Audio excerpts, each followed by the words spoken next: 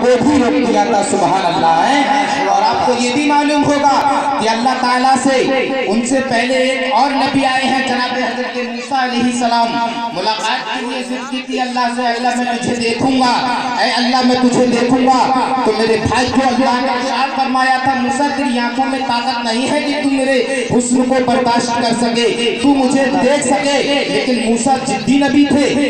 अर्ज की अल्लाह मैं तो जरूर देखूंगा, मैं तुझे देखना चाहता हूँ कि तू है कैसा।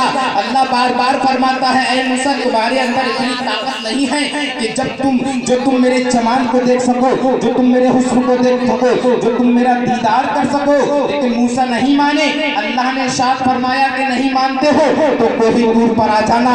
मेरे भाइयों, अल्लाह ताला की जहाँ पर बातचीत हुआ करती थी, मूसा उसी कोहे तूर यानी कि को पहाड़ के लिए कहते हैं और तूर उसका नाम है। कोहे तूर यानी तूर पहाड़ पर बुलाया। अल्लाह के दीदार करने के लिए हजरत मूसा अलैहिस्सलाम पहुंच गए। बताया ये जाता है किताबों में कि हजरत मूसा जब अल्लाह का दीदार करने के लिए जिद करके पहुंचे थे कोहे तूर पर, तो मेरे भाइयों अल्लाह ताला ने अपने हुस्न की बहुत मामूली सी झलक दिखाई थी। इतने में क्या होता है कि उस प्रकाश से, उस नूर से पूरी दुनिया जानती है कि अल्लाह तबारक व तआला एक नूर है, एक प्रकाश है। पूरी दुनिया जानती है कि वो निरंकार है। जो निरंकार होता है उसका हाथ पैर नजर नहीं आता, जो निरंकार होता है उसकी आंखें नजर नहीं आती, जो निरंकार होता है उसका कोई आकार नजर नहीं आता।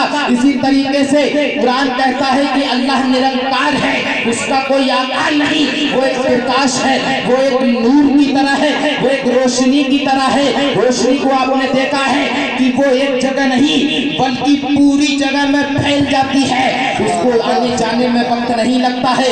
मेरे भाइयों, अल्लाह ताला ने हजरत मूसा के लिए बहुत मामूली सी झलक दिखाई थी।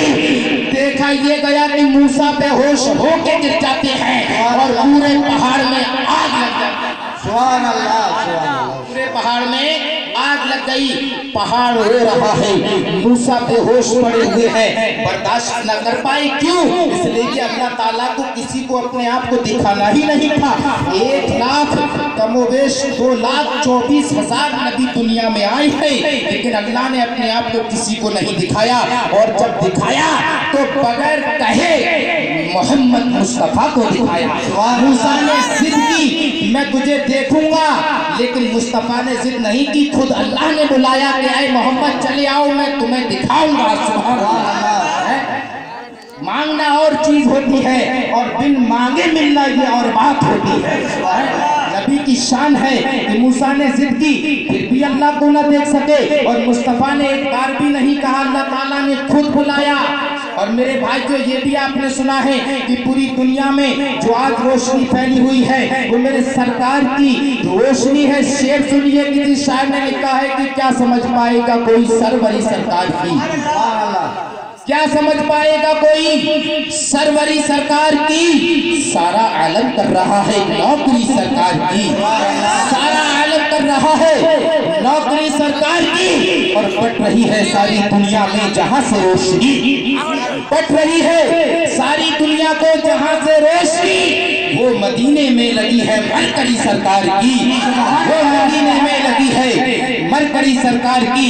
मैं आवाज दे रहा हूँ जनाब मोहतरम इमाम साहब क़िबला के लिए, अल्लामा ज़हीर अहमद साहब के लिए बहुत जल्द स्टेज पर लाने की कोशिश करें। और हज़रात आपको ये जानकर खुशी होगी कि मौलाना ज़हीर अहमद साहिब काफी दूर से आपकी बस्ती में आए हैं, बड़ी शानदार तकरीर करते हैं। और हजरत अल्लामा ज़हीर अहमद के बाद में आपके लिए जनाब मोहतरम हजरत मौलाना कासिम रज़ा चतुर्वेदी की तकरीर मुलाहिज़ा फरमानी है, उनकी भी बहुत शानदार तकरीर होगी। आइए हजरात यहाँ पर ये भी बता दिया जाए कि जिस वक्त में अल्लाह तबारक व तआला ने अपने प्यारे रसूल पैगंबर इस्लाम जनाब मोहम्मद मुस्तफ़ा सल्लल्लाहु तआला अलैहि वसल्लम को पैदा किया था, तो उस वक्त में इस दुनिया का बुरा हाल था। उस वक्त में इस दुनिया में लोग चीखें मार मार कर दुआ दुआएं कर रहे थे कि ऐ अल्लाह ताला अब इस दुनिया में बहुत जुल्म हो रहा है, परवरदिगार अब किसी ऐसे मसीहा को भेज दे जो कि आगे इस दुनिया में इंसाफ कर सके। लोग रो रो कर दुआएं कर रहे थे, औरतें रो रो कर गिड़गिड़ा गिड़गिड़ा कर अल्लाह की बारगाह में दुआएं कर रही थी। ऐ औरतों, तुम्हें क्या जरूरत पड़ी थी अल्लाह से रो रो कर दुआ करने की?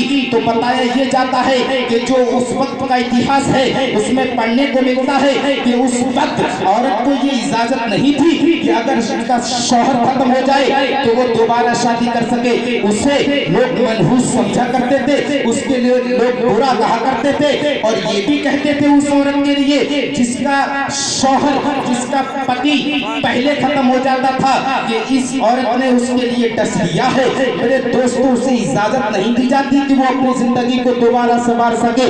इस तरीके से मेरे भाइयों,